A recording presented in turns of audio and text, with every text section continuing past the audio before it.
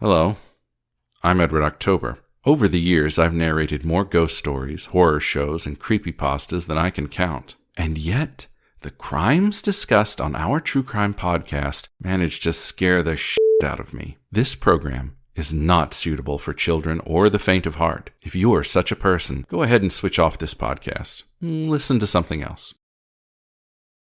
Are you still with us?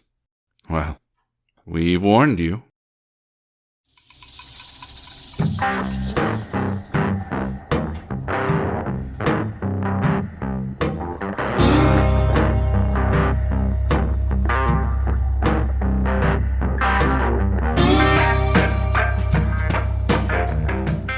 Hey, Jen. Hey, Kim, how are you? I'm pretty good. How are you? Doing fine. I've got Chad here in the room with me today, so let's hope he doesn't play with the cords. I'm going to be watching him. Right now, he's attacking my feet. Chad should be our publicist, manager, handler. He should be our handler. He should. He's keep all our fans at bay, you know? Maybe. Sorry, they don't do autographs. People, sorry. We're too big for that. He's a mess, just like everybody in my family. So what you got for us today? Oh, boy. This is something. Let me tell you. Is it? All right. It is. Right.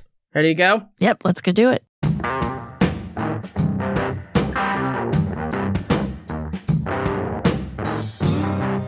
On July 1st, 1998, at nearly 1 p.m., a call came into the 911 emergency call service to report a fire at a home on Cherry Creek Drive in Saugus, California. The woman caller had a dry, matter-of-fact tone. The house is all smoke. The dispatcher asked if the house was still smoking, and the woman said, "No, not now. It's over." She then went on to say, "We had a fire last night. I woke up and everything was black." The dispatcher, in a bit of confusion, I would say, and probably kind of dumbfounded, confirms what she had just heard. "You had a fire last night?" Caller, "Uh-huh." Dispatcher, "And you just woke up?" Caller, "Yes." Dispatcher, "You were sleeping the whole time during the fire?" Caller, "Yeah, I assume. Okay. When responders arrived, they find that the fire had already been extinguished for some time. Sandi Nieves, who first called responders, was covered in soot and was in the living room on the couch along with her 14-year-old son, David, who also had soot on him. Both of them were sitting on the couch eating cookies, acting bizarrely. David was kind of zoning out watching TV, and Sandi told the paramedics that everything was fine and they didn't need to be there. They could go ahead and go. It was fine. Huh. Sensing something was drastically wrong, paramedics entered the home and made their way through it. Once they reached the kitchen, which looked like to be the source of the fire, they find a horrific sight. Tragically, Sandi's daughters, 12-year-old Nicolette, 11-year-old Rochelle, 7-year-old Crystal, and 5-year-old Jacqueline, were found tucked into sleeping bags on the kitchen floor. All 4 girls had succumbed to smoke inhalation. Investigators, while on scene, are sure to make note of a few things. There was no damage to the houses next to this one, nor were there any outside fire damage to the house. Instead of all the young girls being in their beds, they're all on the kitchen floor. It didn't look like a fire had touched them, but instead smoke was the culprit. Immediately it was noticed that the oven had been left open with burnt towels inside, and the oven was turned on. The smoke detector had been yanked out of the ceiling. It was on the ground and had melted. There was evidence of gasoline having been poured into the hallway and in all 3 bedrooms and was set on fire. In the master bedroom, there was a big red gas can sitting on the floor. It was clear that someone had purposely wanted this house to go up in flames, but didn't count on the fire going out due to lack of oxygen, leaving the 2 oldest and the biggest people to survive.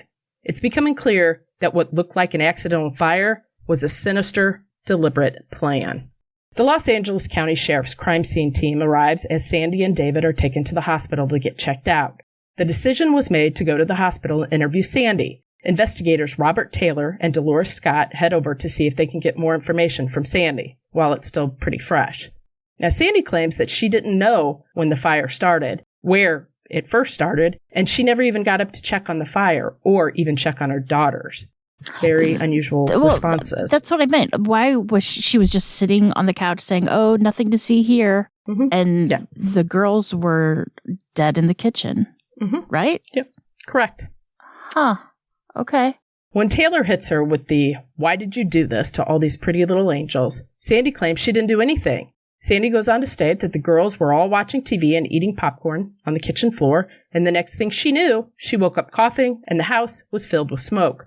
She never tried to get the children outside to safety. It was arson, but they needed to know who did it. It would be the gas can that would give them a clue to the killer, thanks to the fingerprints left behind, which happened to belong to Sandi Nieves. Now, friends would say Sandi adored her children, and they were her whole life.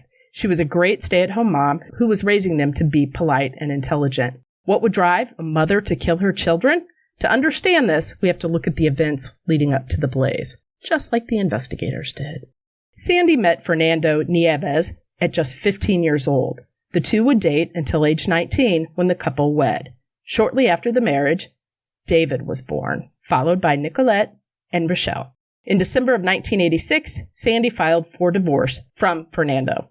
The relationship between Fernando and his new wife was actually a really good one, with Sandi involved. All of them got along really well and would often get together and do things with the children, such as holidays and birthdays, celebrations. Sandi's next husband is David Folden, and how they met is interesting? Question mark? I only found this in one place, but I put it in there because I just thought it was interesting, I guess. So Folden initially met Sandi when he was married to her mother. In the court papers for his divorce from Dolores, that's Sandi's mom, in 1987, David had listed Sandi as his daughter. After the divorce from Dolores, Sandi's mom, Sandi and David develop a close relationship and eventually get married in June 1989. David then went on to adopt Sandi's 3 children, which included David, Nicolette, and Rochelle. Sandi and David would separate in February of 1997, even though the divorce was not officially concluded until August. Now, unlike the divorce from Fernando, this relationship would not be as smooth. When they were married, David and Sandi had 2 young daughters of their own, Crystal and Jacqueline, who were biologically his. In his pursuit of custody, David accused Sandi of physically mistreating the children, alleging the use of a long wooden spoon for discipline. You know, the old wooden spoon treatment. Mm-hmm. Oh, David know it well. Yeah. David had accused Sandi of engaging in an extramarital affair with her former husband, Fernando, during the divorce process.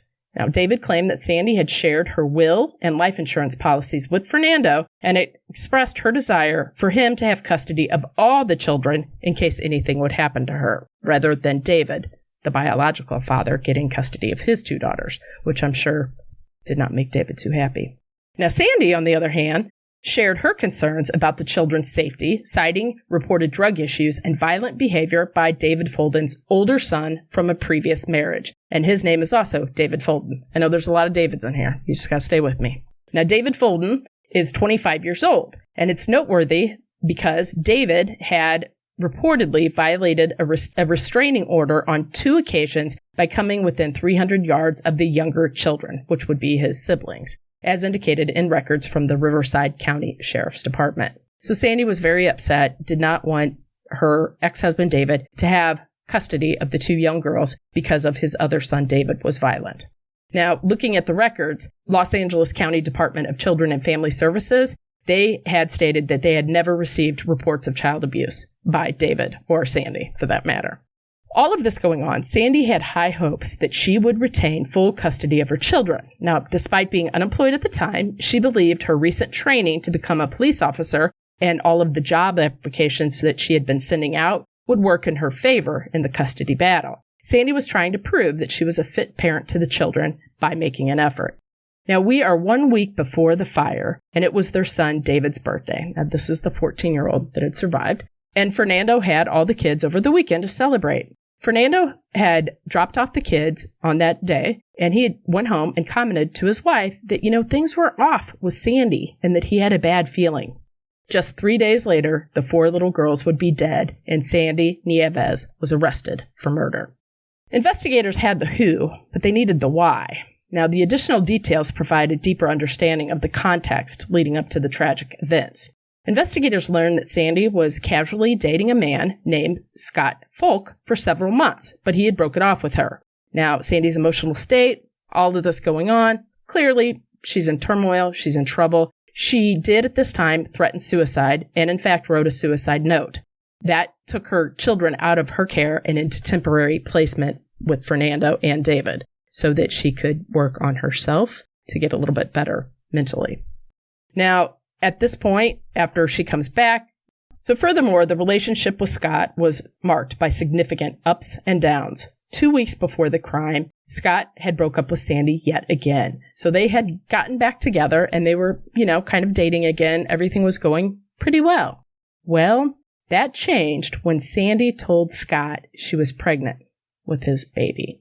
And it was a problem because Scott did not want to have children. He was very adamant. He did not want any more kids. He did not want kids. So this rejection, investigators believe, put even more emotional distress on Sandi. 4 days before the crime, Sandi had an abortion. Now, right after the abortion, Sandi was served notice by attorneys that her second husband, David Folden, intended to revoke his adoption and child support for the 3 older children. She was furious. Now, you remember that David went ahead and adopted Fernando's children and adopted them. Fernando let him. Fernando was still seeing them, of course. But now, by revoking his adoption and child support, that means that David does not have to pay for those 3 other children. Oh. So Sandi then sent letters to all 3 men involved in her life, including Fernando, David, and Scott. The letters were postmarked on the same day the fire was reported. That's right. The letters were mailed the same day of the fire.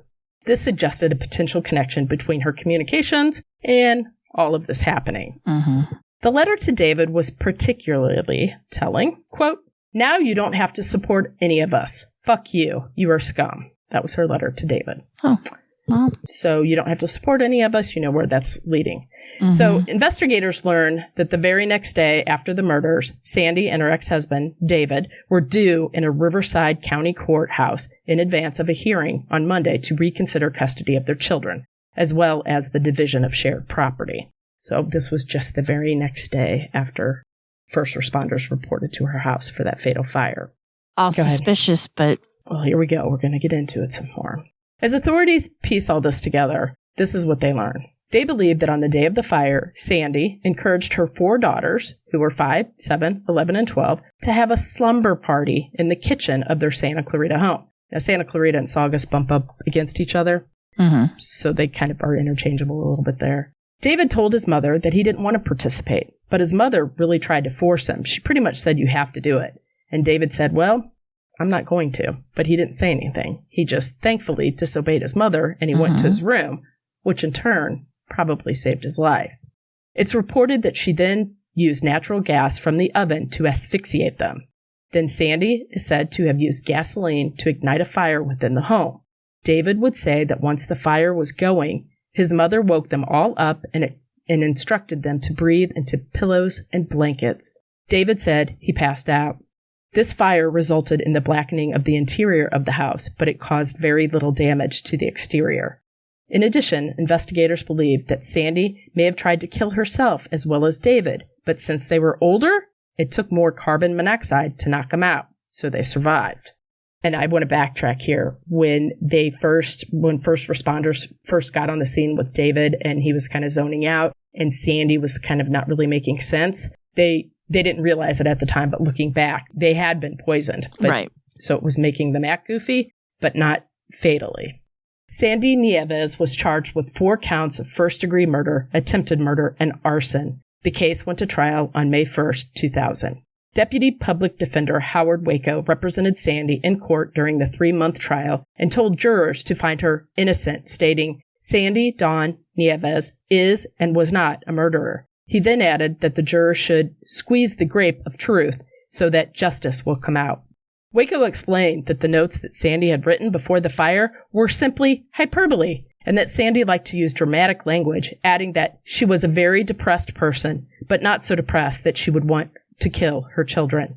Waco went on to suggest that Sandi was not legally conscious at the time of the fire, and that she was in a sleepwalking-like state induced by a combination of hormonal imbalance, stress, and an adverse reaction to her prescription drugs. He claimed that prosecutors and detectives of the L.A. County Sheriff's Department of sneakiness and bias in how they handled the case.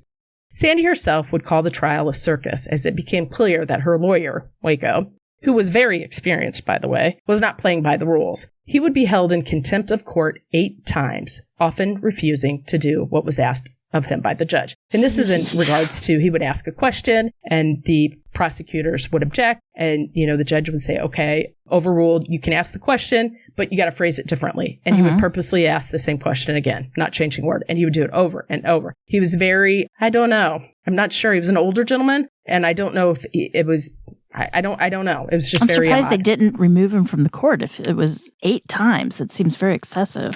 You'd think so. Stay tuned, Jen. We're not done. The prosecutors claimed that Sandi was financially in trouble and angry at all the men in her life. Her boyfriend had left her, and she was engaged in a child support battle with an ex-husband. All of this led to a desperate act. She was staging these multiple murders as a final revenge at all of the men in her life. Sandi's notes and her testimony would provide additional insights into her state of mind and the events leading up to the fire. In her notes, she wrote that she had written letters to Folden and Polk on the night of the fire and had gone to the post office to mail them around 1 a.m. 1 a.m. So that night, so that they would be postmarked the day of the fire. That's something. Sandi claimed not to remember writing and sending the letters. She stated that she was so cold that she went to the kitchen to lie down by the girls and warm up. She fell asleep, and when she woke up, she had no recollection of where the fire had originated or any other details of the night. Sandi had told a doctor that she had been distraught about the abortion and subsequently began taking a diet medication, an antidepressant, Zoloft, and other drugs. The presence of these drugs in her system was confirmed through a post-fire toxicology report, although no screening had been conducted just for the Zoloft. The testimony of the defense's expert witnesses included Dr. Philip Ney and Dr. Gordon Plotkin and Dr. Lori Humphrey, and they provide a perspective on the defendant's mental and physical state at the time of the fire. Dr. Ney's testimony suggested that the combination of Zoloft and the other drugs could potentially lead to serotonin syndrome. I know you're saying, what is that? I had no idea either. Serotonin syndrome is a serious medical condition that can cause a wide range of symptoms, including seizures. Given the defendant's history of seizures in early childhood, Dr. Ney argued that it was consistent with the possibility of her experiencing a seizure on the night of the fire. Dr. Ney went on to further explain how a seizure could induce a dissociative state, which is when a person may be unconscious or in a dreamlike state while engaging in complex behaviors. This testimony suggests that Sandi's reported lack of memory and her behavior during the events could be attributed to the impact of a seizure-induced dissociative state. Essentially, if the court believed this testimony, it could indeed have a significant influence on the understanding of the case, meaning that Sandi's actions were involuntary and occurred without her full awareness. Now, the argument, based on medical and psychological factors, seeks to offer an alternative perspective on the case and potentially lessen the defendant's level of culpability. So that's what they're doing here, right? They're saying, and she's not as culpable as one would think. On the stand, Dr. Plotkin confirmed that the combination of Zoloft and the other medications could trigger serotonin syndrome and seizures, which could result in these behaviors. But where Dr. Plotkin strayed away from this argument was with the letters that Sandi composed and mailed the night of the fire, claiming that behavior is not consistent with the characteristics of delirium. The results of Dr. Humphrey's neuropsychological test are an important piece of the evidence in the case. The test results suggested that the defendant had some level of impairment which affected her ability to function under stress, increased her impulsivity, and impacted her memory. These findings supported the defense's argument that Sandi's mental and cognitive state played a significant role in the events leading up to the fire. They suggest that she may have had difficulties coping with stress and impulse control, which could have contributed to her actions on that tragic night. However, the strongest testimony came from Sandi's own son, David, who was now 15 when he took the stand. This is pretty sad. David stated that he woke up in the middle of the night, his throat was hurting and his eyes were burning. He got up and he asked his mother if he could get out of the house. His mother would tell him no, they needed to stay in the kitchen area. When the prosecutor asked him why he didn't just walk out of the house, David said he believed in what his mom was telling him. Quote, "I did what my mother did what she told me to do," he said. David told the court that his little sister asked to go to the bathroom because she needed to vomit, and Sandi said no, that she would just stay in the kitchen and she could get sick right there. David said that his mother said that they needed to stay inside the house in case the fire was coming from the outside. When David went to the bathroom, he saw the scorched carpet and the wall, and he knew that the fire was inside the home, not outside, as his mother had told them. When David opened the refrigerator to get a drink, he saw his sisters lying on the floor with bubbles coming out of their mouths and their mother lying next to them. When the prosecutor asked the young man, "Why didn't you just call 911?" he said, quote, "I normally don't do things without asking her." Isn't that heartbreaking? This whole thing is a tragedy. It's awful. Horrible. David testified about his mother's unusual behavior in the weeks leading up to the fire. He said she allowed her children to dye or bleach their hair, which is something she would have never allowed earlier. He also added that his mom went and got a tattoo of a cat on her chest. Again, not typical behavior. As David testified, Sandi watched him, as this was the first time Sandi had seen her son since the fire. The testimony of the prosecution's expert witnesses presents a counter-argument to the defense's claims. The psychiatrist contradicted Dr. Ney's testimony, disputing the idea that Sandi was in a dissociative state during the incident. The expert argued that Sandi's recollection was too extensive, suggesting that her memory appeared selective. The diagnosis of a dissociative state was inconsistent among different examiners. A neurologist and a medical toxicologist testified that they found no evidence to support the defense's claim that Sandi had experienced serotonin syndrome, a seizure, or any other form of unconsciousness at the time during the fire. Fernando Nieves, together with his wife, Charlotte, and his mother, Minerva, delivered the victim impact statements regarding the heartbreaking loss of their children and the subsequent funeral arrangements. Fernando recalled an unsettling incident where, less than a month after the crimes, Sandi tried to have David removed from his custody and wanted to send him to live with a maternal relative in Indiana. And this was someone David, the young son, had never met. As the verdict came back and was read aloud, the now 36-year-old Sandi held up a paper to shield her face from the onlookers. She's jiggling it in front of, she's shaking, and then her lawyer's kind of trying to hold her too. I saw the clip of it. On July 27th, Sandi Nieves was convicted of first-degree murder in the cases of Jacqueline, Crystal, Rochelle, and Nicolette, all of whom tragically died due to smoke inhalation. She was also found guilty of arson and the attempted murder of her 14-year-old son, David. Los Angeles County Supreme Court Judge Jeffrey Wyatt said, quote, "She betrayed the trust of her children, calling the murders of the 4 girls cold, vicious, and calculated." Sandi Nieves was sentenced to death on October 6, 2000, making her one of 21 women on death row and serving time at Central California Prison of Chowchilla.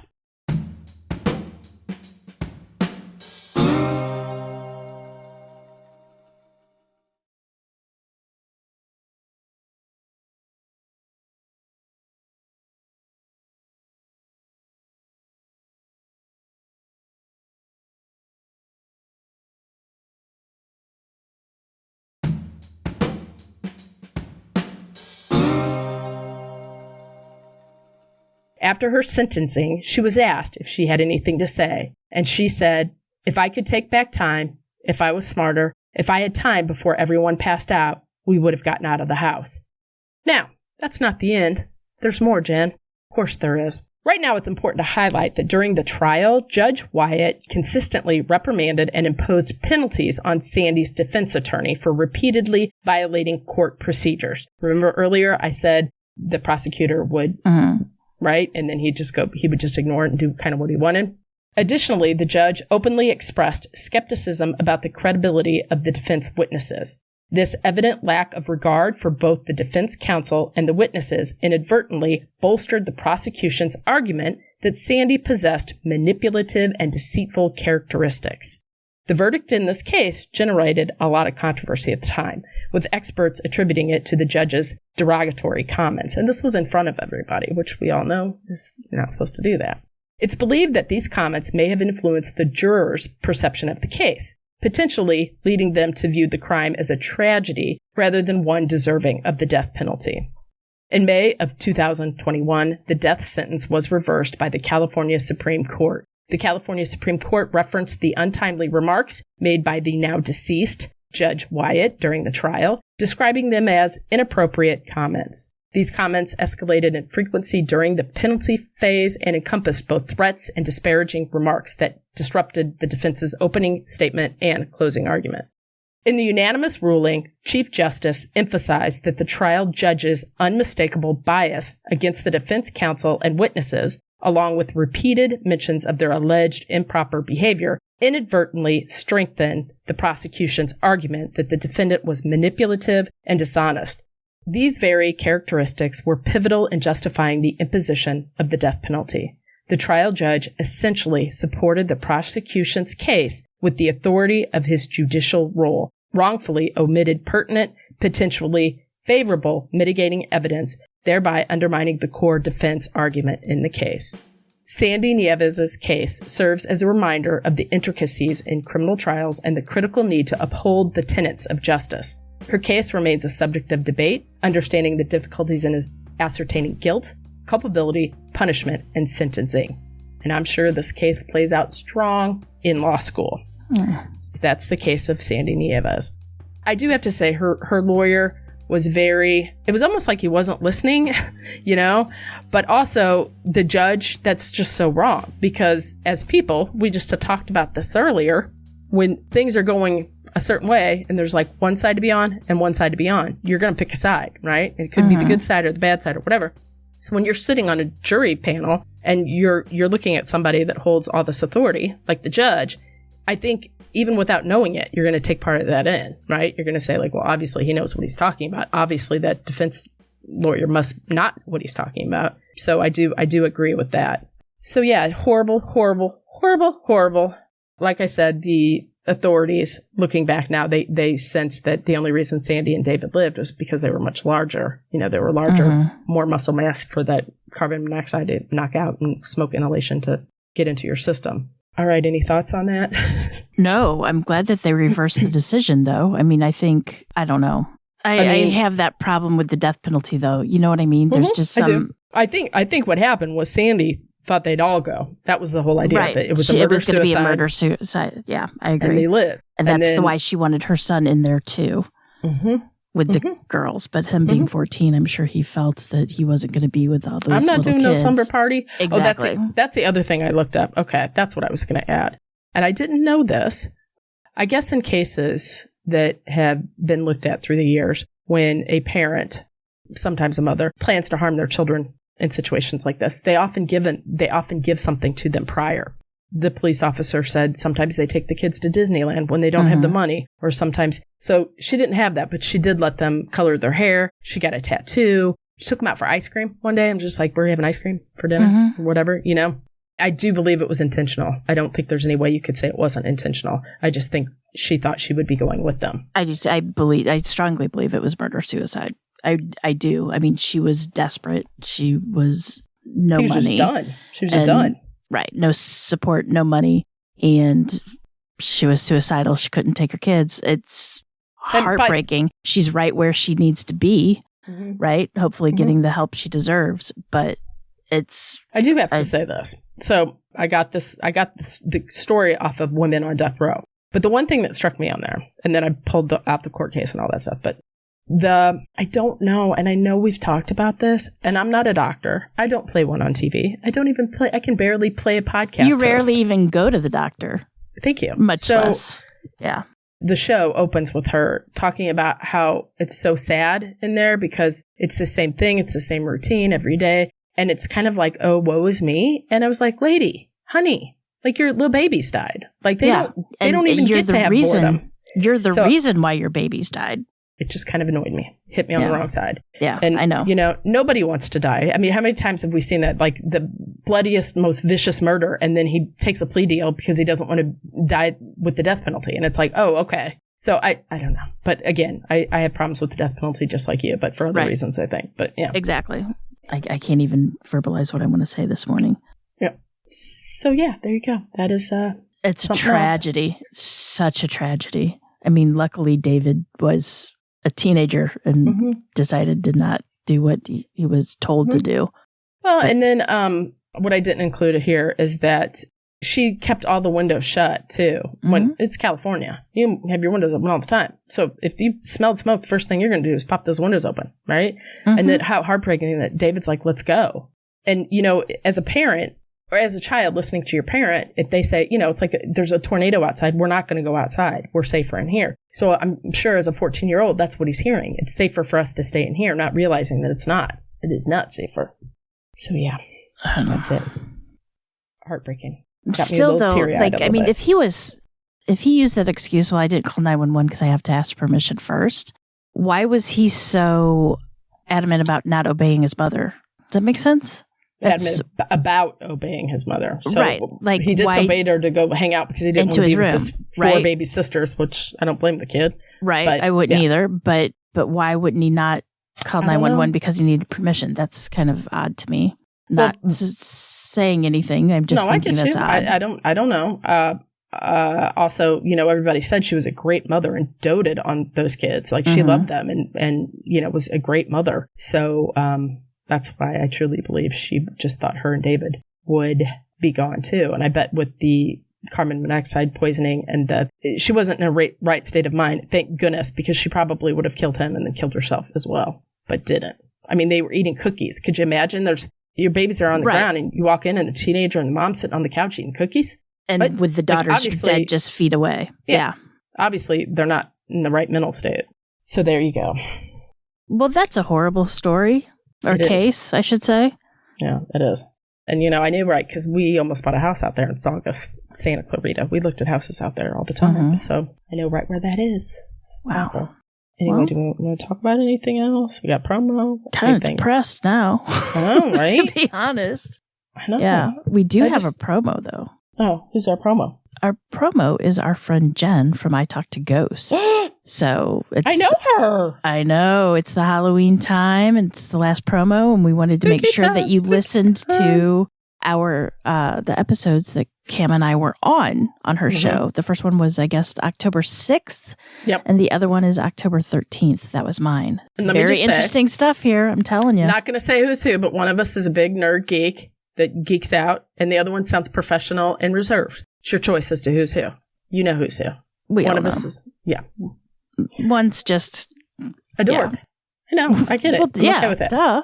We're both dorks. You're a reserved dork. It's hold my emotions in. It's a family trait. Don't do that. Lord. It's a family trait. So anyway, yes, listen to the promo and like and subscribe and make sure you check out Cam and I's episodes. It's very interesting stuff. I'm telling you. Speaking of spooky stuff, I got to get this in. Did you see the Hulu, not HBO, the Hulu series Frogging? Have you seen that yet? Can we talk about that for a second? I know all about that, and that is one of my biggest freaking fears ever. I just don't even know what to say. Like, woo! You want to explain what frogging is? Frogging is where somebody moves into your house and they eat your food, they use your stuff, and you don't really know it. So they're in your crawl spaces, your attics, your walls.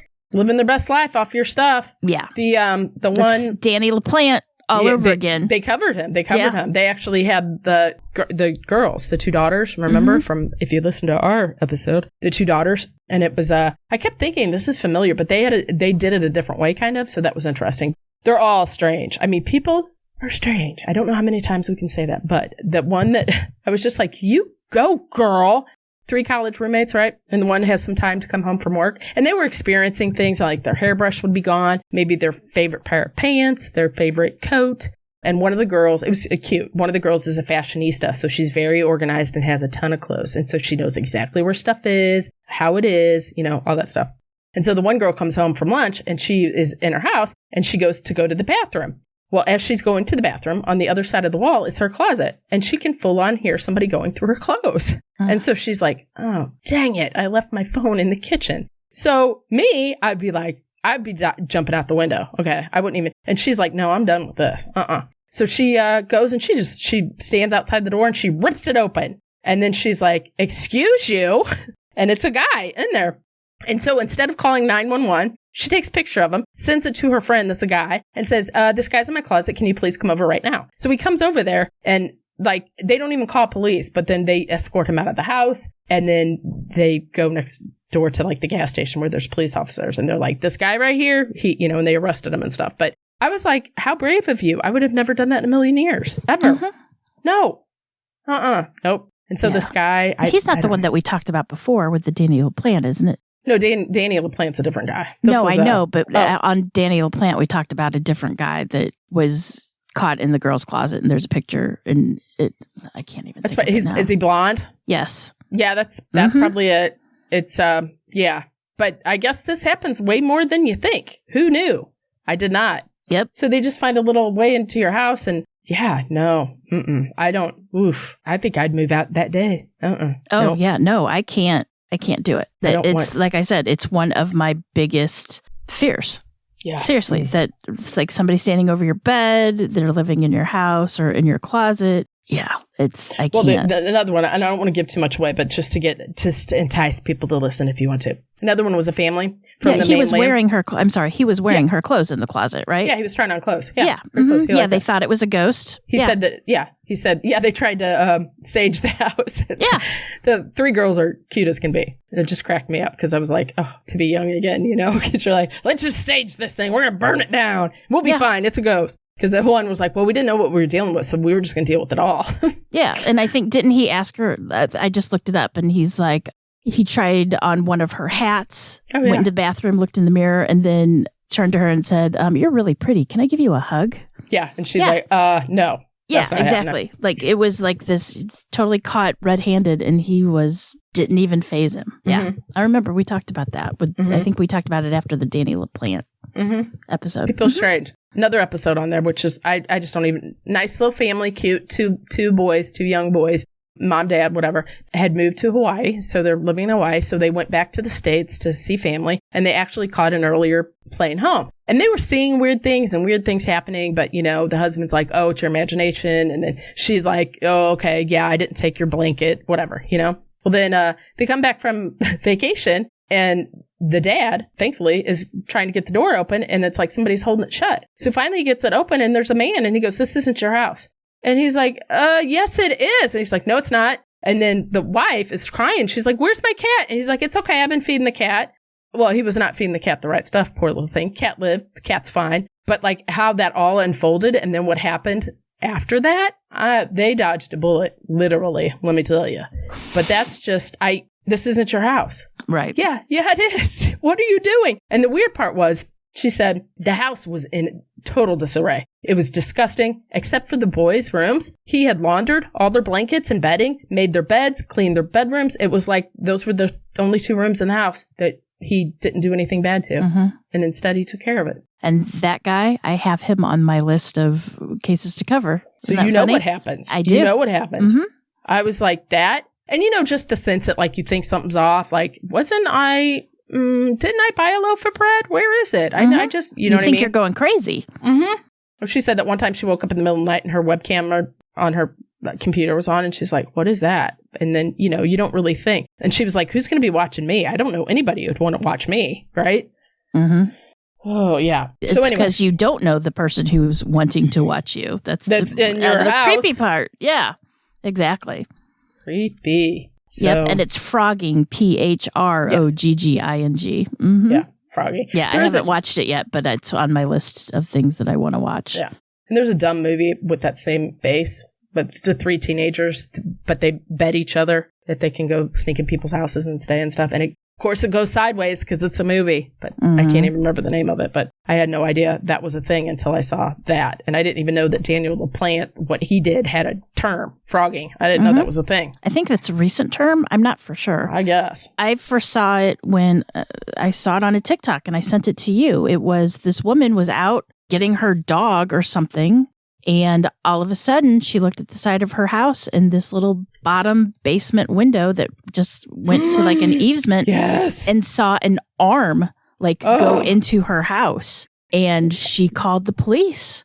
And sure enough, there was some guy. He was doing the homeless guy, right? Bath salts. Yeah. But he said that the previous owner said he could stay there, which I'm not so sure if that's true. But yeah. Who knows? But they pulled him out, and he had been living in there for quite a while. And she had no clue. And if she hadn't been outside at that time. I think it was like early It's morning. Like 6 a.m. Yeah. It was early. But she saw an arm going in. She caught him going in. I'd die. I'd have a heart attack right there and die on the sidewalk. I'd move out and burn the house down. I mean, I can't. That's something that's just no. Well, it's just like, you have your guard up in the real world for whatever, running errands. You come home, you kick off your shoes, put your slippers on. That's like it's a very vulnerable time. And then to think somebody's sitting there listening and seeing and watching. Ooh. Yeah. Creepy. Check it out. Let us know. You ought to, if you want to, send me that link to the TikTok and I'll put it in the show notes. And then if I can find it again. Yeah. Oh, it's probably it's find been it. a while ago. You probably find it because I wouldn't think that'd be an everyday occurrence, but I could be wrong. No, hopefully not. Hopefully not. But it was creepy. All right. That's all I got for you. So I guess we'll see you next week when it's your turn, right? Yep. And remember, lock your doors. And keep passing those open windows. Bye-bye. Love ya.